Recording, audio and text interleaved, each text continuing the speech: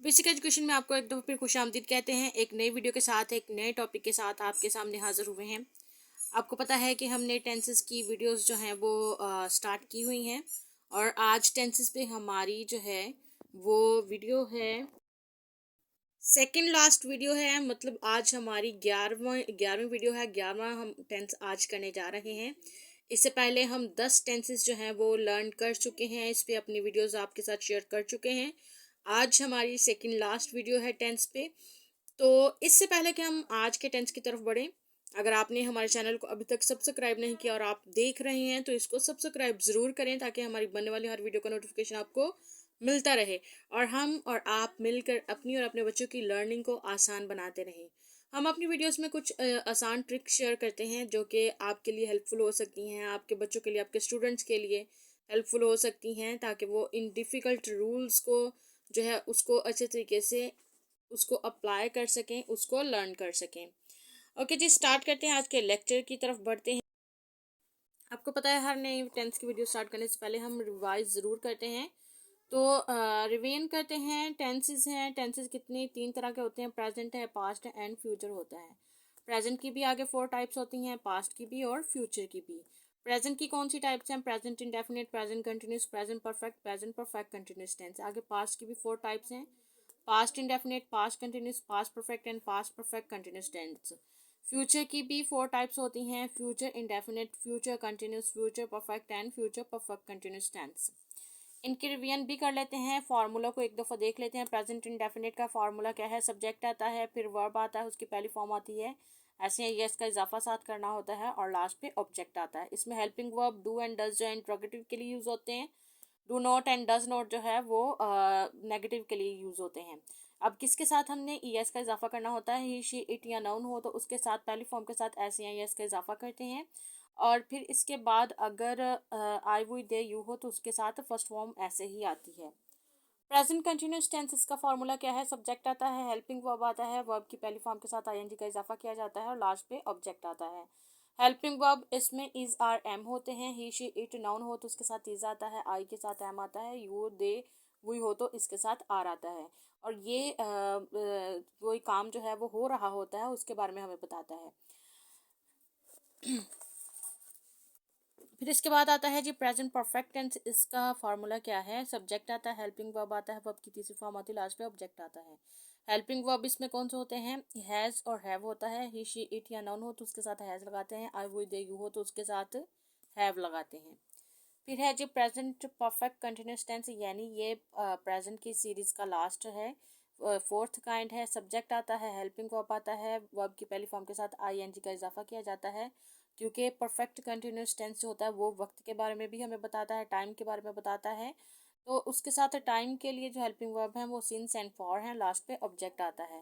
Helping verb इसमें has been और have been होता है और अगर टाइम का जिक्र हो उसमें तो उसके हिसाब से सिंस एंड फॉर आता है।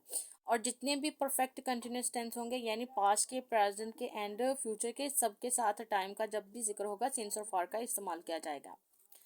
आगे देखते हैं जी पास्ट का।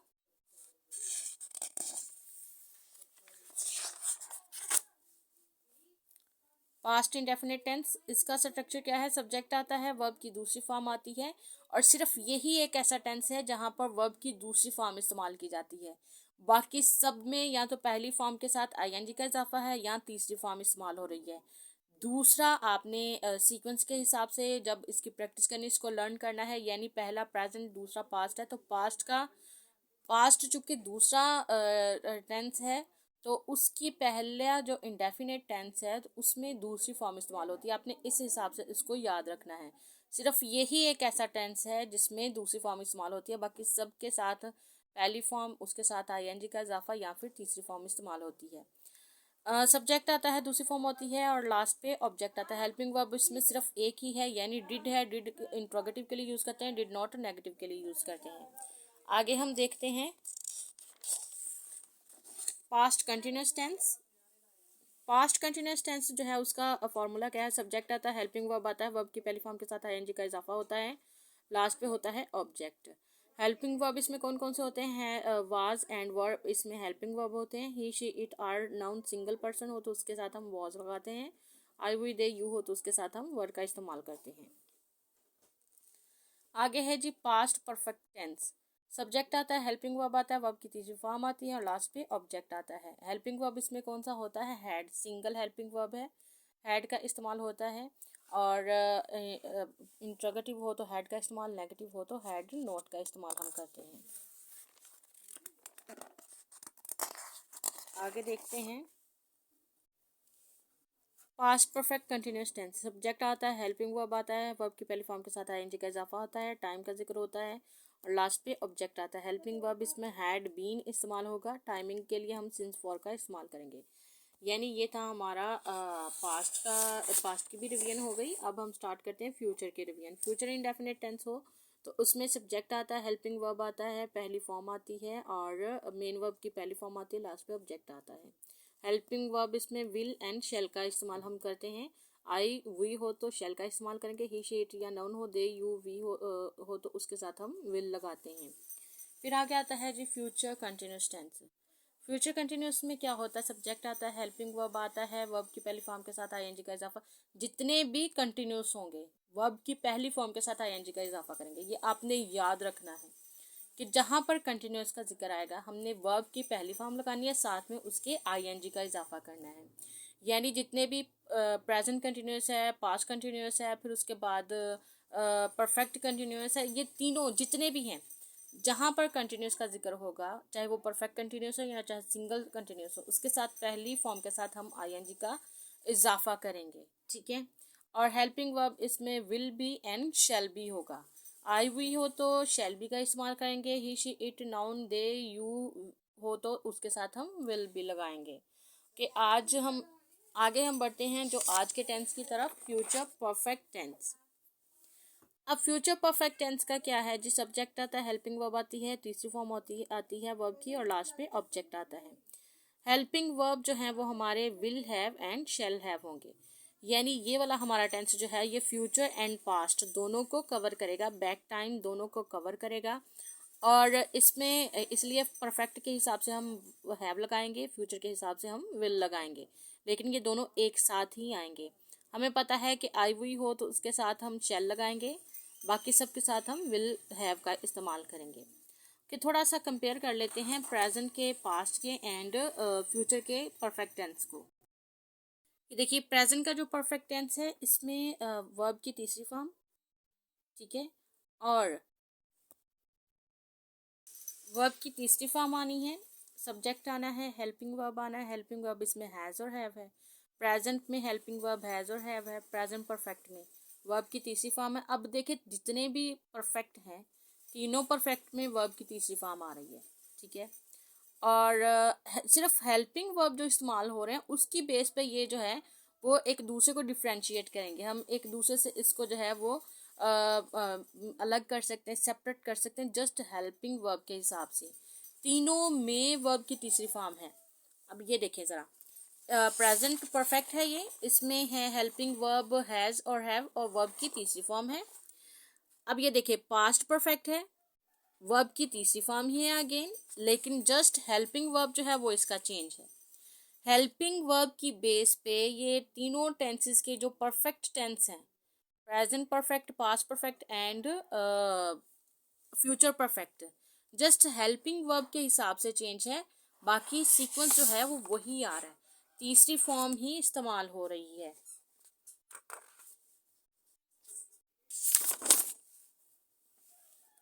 फ्यूचर परफेक्ट टेंस यहाँ भी थर्ड फॉर्म है, जस्ट हेल्पिंग वर्ब जो है वो आप नोट कर लें, बहुत ही इजी है। अगर प्रेजेंट है तो उसमें हैज़ और हैव का इस्तेमाल है हेल्पिंग वर्ब में, और अगर पास्ट है तो उसमें हेल्पिंग वर्ब सिर्फ एक ही है, हैड का इस्तेमाल है।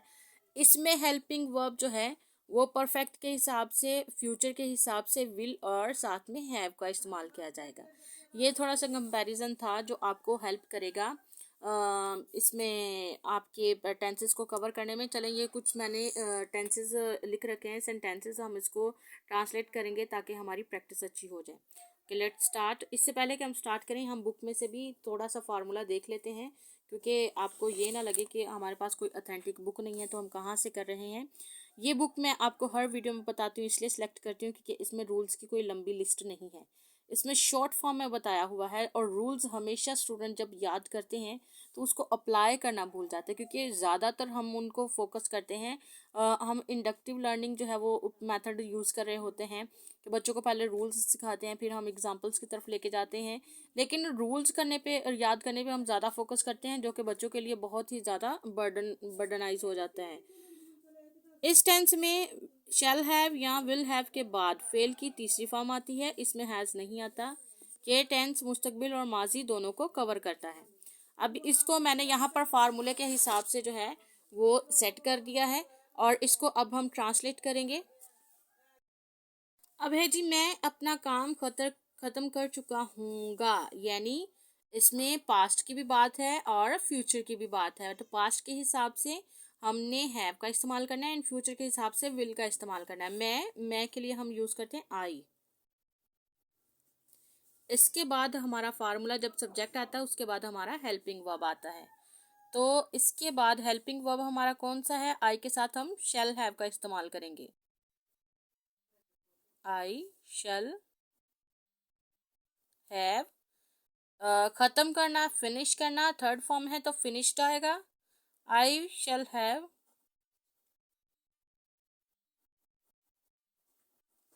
फिनिश्ड अपना काम, माय वर्क। ये जी हमारा हमने जो फॉर्मूला एक सेट किया हुआ है उसके हिसाब से था। अब हम इसका नेगेटिव बनाते हैं। नेगेटिव मैंने आपको बताया था, जब हमारे दो हेल्पिंग वर्ब होते हैं, यानी दो वर्ड से मिलके वह हेल्पिंग वर्ब बनता है, तो जब हम नेगेटिव बनाते हैं तो इन दोनों को स्प्लिट कर देते हैं, इनके दरमियान में हम जो है वो नॉट का इस्तेमाल करेंगे। आई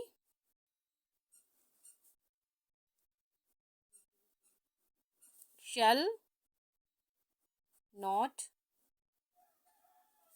हैव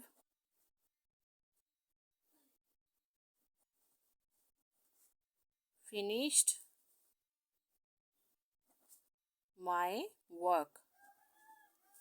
ठीक है, अब हम अपना इंट्रोगेटिव बनाते हैं। इंट्रोगेटिव भी जब बनाना है तो आपके ये जो दो वर्ड का हेल्पिंग वर्ब है इसको आपने स्प्लिट कर देना है।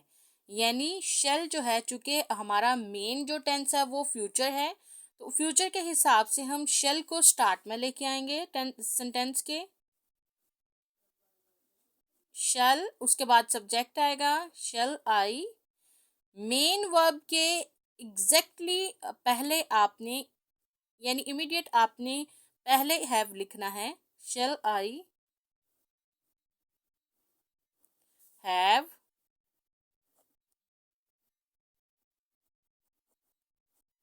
Finished my work, question mark. Question mark लगाने से ही आपका इंट्रोगेटिव जो है वो पूरा होता है। मैं हर वीडियो में जब इंट्रोगेटिव बनाती हूँ तो आपके साथ ये शेयर करती हूँ कि सम टाइम इस तरह होता है कि टेंसेस जो होते हैं, जो करेक्ट यूजेज होता है या फिर करेक्शन होती है, ये वाला क्वेश्चन जब पेपर्स में आता है, एग्जाम्स में आता है, चाहे वो सिलेबस के हो, स्टडी के हो, डिग्री के हो, या फिर कोई जॉब के कम्पिटिटिव एग्ज़ाम हो, उसमें हमेशा इसी तरह होता है। कोई ना एक ऐसा होता है जब हम करते हैं कि उन्होंने सेंटेंस एक दिया होता है जिसको करेक्ट करना है। सम टाइम मोस्टली ऐसा नहीं, लेकिन सम टाइम ऐसा होता है कि वो सेंटेंस बिल्कुल ठीक होता है, लेकिन उसके आगे हमने सिर्फ क्वेश्चन मार्क ऐड करना होता है, क्योंकि वो इंट्रोगेटिव होता है, सिर्फ उसमें और किसी चीज़ की कोई कमी नहीं होती। इसलिए जब आप इंट्रोगेटिव बनाएं तो इस चीज़ का ख्याल रखें। वैसे भी जब पैराग्राफ में पंक्चुएशन का यूज़ करने का आता है तो ये सारी चीज़ें उसमें बहुत मैटर करती हैं। फिर इसके बाद जो हमारा कम्प्लेक्स सेंटेंस है जिसमें इंट्रोगेटिव भी होता है और नेगेटिविटी भी होती है, वो बनाते हैं। इंट्रोगेटिव के हिसाब से शेल स्टार्ट में आएगा, शेल। अब देखिए, नेगेटिव बनाते हुए हमने नोट को कहाँ रखा था, यानी शेल पहले आ गया, उसके बाद हमारा सब्जेक्ट शेल आई। क्योंकि हमने हैव से पहले नोट लगाना था, इसलिए हैव से पहले नोट लगाएंगे। Shall I not have finished my work, question mark आएगा अगेन, क्योंकि चाहे नेगेटिव भी है साथ में, लेकिन ये हमारा क्वेश्चन भी है। फिर बनाते हैं हम नेक्स्ट अपना, हम संदूक का कफल खोल चुके होंगे। हम के लिए हम वी यूज करते हैं। सब्जेक्ट हमारा क्या है, पहले सब्जेक्ट, फिर हेल्पिंग वर्ब, फिर उसके बाद वर्ब की तीसरी फॉर्म एंड लास्ट पे ऑब्जेक्ट। वी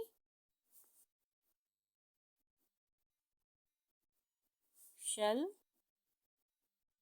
हैव, कफल खोल देना, अनलॉक तीसरी फॉर्म है, तो इसके साथ ईडी का इजाफा करके हम थर्ड फॉर्म बनाएंगे। We shall have unlocked the box, संदूक बॉक्स।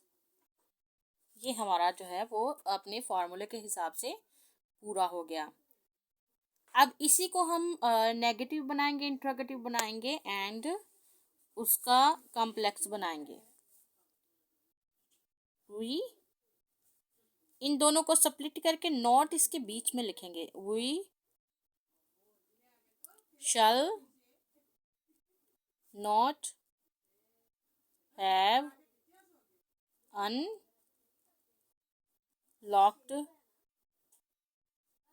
द बॉक्स, ये हमारा नेगेटिव हो गया। इंट्रोगेटिव बनाते हुए भी हमने स्प्लिट करना है इसको, और चूंकि हमारा मेन जो टेंस है वो फ्यूचर है, तो शेल को स्टार्ट में लेके आएंगे।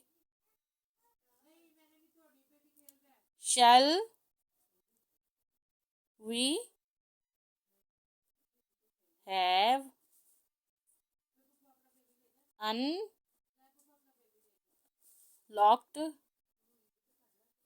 The box, question mark add लाजमी करेंगे। अब देखिए ये हमारा क्वेश्चन बन गया। अब जो हमारा कम्प्लेक्स है उसको देखेंगे। कम्प्लेक्स बनाते हुए भी हम इन दोनों को देखते हुए बनाएंगे। इंट्रोगेटिव के लिए शेल स्टार्ट में आएगा, shall we not, exactly have से पहले हम नोट लगाएंगे, have not have unlocked the box, last पे क्वेश्चन मार्क ऐड करेंगे। उसके बाद है अच्छे खिलाड़ी इनामात हासिल कर चुके होंगे। अच्छे खिलाड़ी सब्जेक्ट है हमारा, होंगे मतलब ये है ज़्यादा है, तो इसके लिए हम विल हैव का इस्तेमाल करेंगे। Good players will have won, third form, the prize, इनामात।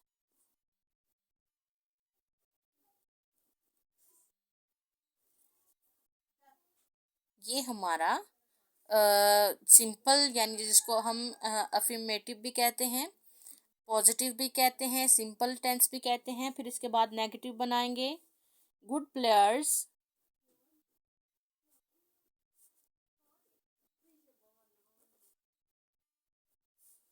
Will have को स्प्लिट करते हुए इसके बीच में हम नॉट लिखेंगे, will not have won the prize. ठीक हो गया। ये थोड़ा सा सेंटेंस जो है वो लंबा है, इसलिए मैं मार्जिन लाइन के बाहर भी लिख रही हूँ। लेकिन आप जब भी पेपर में लिखते हैं तो अगर आप मार्जिन लाइन को मेंशन करते हैं तो आप मार्जिन लाइन को क्रॉस मत करें। अब इसको हम लिखेंगे, अपना इंट्रोगेटिव बनाएंगे। नेगेटिव बन गया है, हमने इसी का इंट्रोगेटिव बनाना है। तो इंट्रोगेटिव बनाते हुए भी हम इस दोनों को, यानी हमारा जो हेल्पिंग वर्ब है वो दो वर्ड से मिलके बना है, विल हैव से मिलके बना है। लेकिन हमने जब इंट्रोगेटिव या नेगेटिव बनाना है तो फिर इन दोनों को स्प्लिट कर देंगे। तो जो आपका मेन टेंस होगा उसके हिसाब से आपने उसको स्टार्ट में लेके आना है। मेन फ्यूचर है तो फ्यूचर जो है वो विल जो है वो फ्यूचर को जाहिर करता है। इट्स मीन कि हम विल को स्टार्ट पे लेके आएंगे। Will good players have, will good players have won the prizes, और लास्ट पे क्वेश्चन मार्क ऐड करेंगे। अब हमने नेगेटिव बनाना है तो जो हमारा कम्प्लेक्स है नेगेटिव भी हो और इंट्रोगेटिव भी हो, तो इंट्रोगेटिव के हिसाब से हम विल जो है यहाँ से ही स्टार्ट में लेके आएंगे। विल गुड, उसके बाद subject good players, will good players have से पहले आपने before have we have to mention not, we have to use not before have. Before helping verb have, we have to use not for negativity. Will good player not have won the prizes, और last पे question mark add करेंगे। ये हमारी जो practice थी वो हमने की। और याद रखिएगा कि इसमें हमने हैज़ या हैव में कंफ्यूज नहीं होना। जस्ट विल हैव का इस्तेमाल करेंगे लेकिन उसके साथ विल एंड शैल आएगा। Helping verb future perfect tense का जो हेल्पिंग वर्ब है वो है will have and shall have. इसमें हैज़ नहीं आएगा। हैज़ और हैव जो है वो सिर्फ प्रेजेंट में हम इसको यूज़ करेंगे जब हम परफेक्ट का इस्तेमाल करेंगे। जब हमने पास्ट का इस्तेमाल करना है तो यानी पास्ट टेंस की बात कर रहे हैं, उसकी प्रैक्टिस कर रहे हैं, तो हमने हैड का यूज़ करना है। वहाँ पर भी एक ही हमारा हेल्पिंग वर्ब होगा। यानी सिंगल पर्सन के लिए, प्लूरल के लिए, जो भी होगा ही शीट नाउन जो भी होगा उसके साथ सिंगल हमारा हेल्पिंग वर्ब हैड ही आएगा। तो जब हमने परफेक्ट बनाना है तो तब भी हमारा जो हेल्पिंग वर्ब विल शैल तो चेंज हो सकते हैं लेकिन उसके साथ जो सेकंड वर्ड हैव है वो हैव ही रहेगा। हमने हैज़ या हैव में कंफ्यूज नहीं होना है।